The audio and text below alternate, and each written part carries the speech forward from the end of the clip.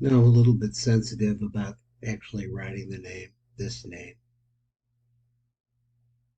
but it does appear in many places now. And we're bringing it more and more manifest in this Jewish year 5783. So, what you have here is different techniques of meditation that Rabbi Mimran has talked about. He talked about the Yud with the K with the Yud, the Yud with the K with the Vav with the K, the Vav with this K, and this K with this Vav, wrapping them together. Now, I've tried this not as a meditation so much as that the fact is that the prayers that we make, these things are made, all of these ideas of Rabbi Memran are made for people who really want and need to pray. Now, you know, Rav Shik, Rav Elazar Shlomo Shik, who's a person I'm the great follower of his, once said that Svaradim are natural this way.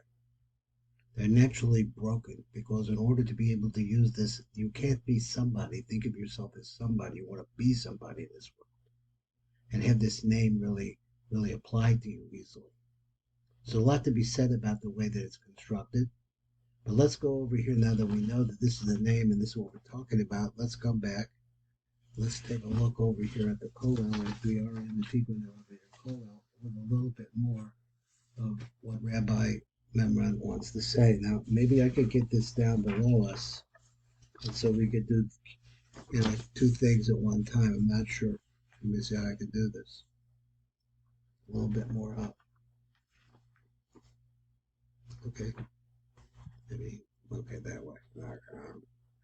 Okay, so as one gazes at the name of God written on the card or parchment. So here we have a piece of paper which is white. Basically, it's actually a few little symbols. Here's this one, and this one are all the same. And then this, which is the letter Resh in Hebrew, the way that it looks, these two are also the same. But when you put them together, especially with this long bar here, you get this fancy name, the name of Yud K Vav K. Now it says that one gazes at the name of God written on the card or parchment, the black of the writing becomes blacker. So you spend more and more time looking at this, while the white of the card becomes whiter. Eventually, one perceives the name as being written with black fire on white fire. If you look at it long enough. It is significant to note that according to the Midrash, the primeval Torah was written in this manner as black fire on white fire. Now it is metaphoric, but at the same time, it's a symbol. And let's read a little bit more. So he says, after one has been involved in this form of meditation for a period of time, the fire begins to burn the name of God into one's mind, so that one can easily visualize it even without the card. This involves the method of what is called visualization, another important technique of Jewish meditation, which is the subject of the next chapter. He says, earlier I spoke about the images that one sees when the eyes are closed. Now, I'm not sure if he did that or not, or if this is taken from a different lecture, but I'm not sure we talked about the images when the eyes are closed. But let's imagine that we have our eyes closed. An important discipline in meditation is learning how to control these images. When one has learned how to control them, one can also learn how to hold an image in the mind's eye. Now, what he's saying is that, first of all, we have to be able to direct our minds, that is, our imaginations within our minds, towards the visualization of this particular name. Now, you could visualize many names. There's a lot of names you could do, and it's a practice. This technique is known as visualization. So a simple way to begin this discipline is to close your eyes and try to picture a letter of the alphabet, for example, the letter A. If you know the Hebrew alphabet, you can try to visualize the letter Aleph.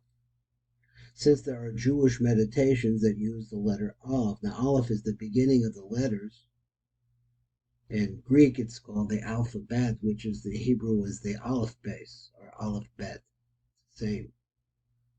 I shall use it as an example, although any other letters or figures could also be used. So he says, now let's listen to this technique.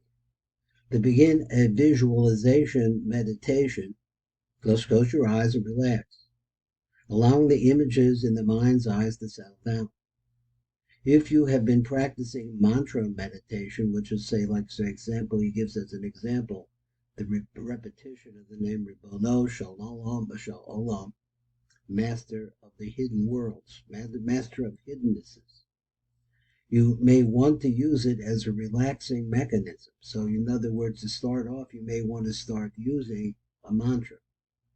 In any case, after a few minutes, the images in the visual field will become easier to control.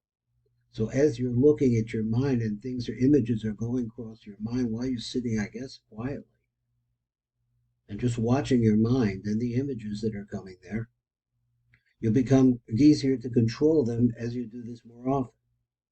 When the visual field is fairly calm, you can begin to try to visualize the Aleph. So he says to take that letter. Now, I don't have a real good picture of the Aleph right now, but we'll get one. You may have an Aleph printed on a card and just set that image of it in your mind. So you may have looked at it, you have an idea what the Aleph looks like. Then close your eyes and try to picture the Aleph. Try to see it with your eyes closed exactly as you saw it with your eyes open. Now, at first, this may be extremely difficult. So, in other words, once again, you're looking at it, but you close your eyes. And you try to bring that image onto your own internal visual screen. So it might be difficult at first. The images that you see in your mind's eye are very difficult to control. If you have never done this before, it will be almost impossible the first time. One important aid in visualization is the name of the object to be visualized. Now, he's talking about, take an object. If you're trying to visualize the Aleph, so let's say that's the object. It's the letter Aleph. If you're trying to visualize the letter Aleph, you may repeat the word Aleph to yourself periodically. You may even wish to repeat the word over and over as if it were a mantra. Now, let's hear this again. And I just thought as we were doing this that I could print out Aleph if just give me a minute and I'll do it and I'll have it in front of us. We'll look at it. You may even wish to repeat the word over and over as if it were a mantra, that you say Aleph, Aleph, Aleph, Aleph, Aleph, Aleph, Aleph. This not only relaxes the visual field, but locks the mind onto the Aleph. Repeating the word Aleph as a mantra will bring the letter into the mind's eye. Now let's hold for a second. I'm going to go get me an Aleph and I'll be going to the Aleph store. I'll be right back. Well, this is Baruch and I'm back and the Aleph store was closed. I realized I can't do this video and go anywhere else in my computer easily at the same time. So we'll work on that. Another good aid is to initiate the visualization exercise with a contemplation meditation. Now, what does that mean?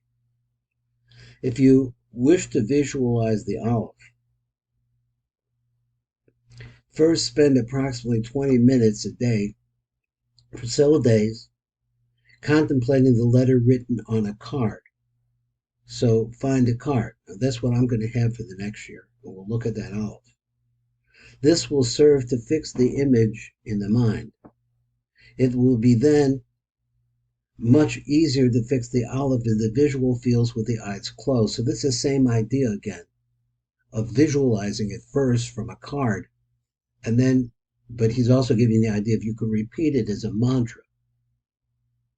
If you still encounter difficulty, the meditation session can be split between contemplation and visualization. So just look at it.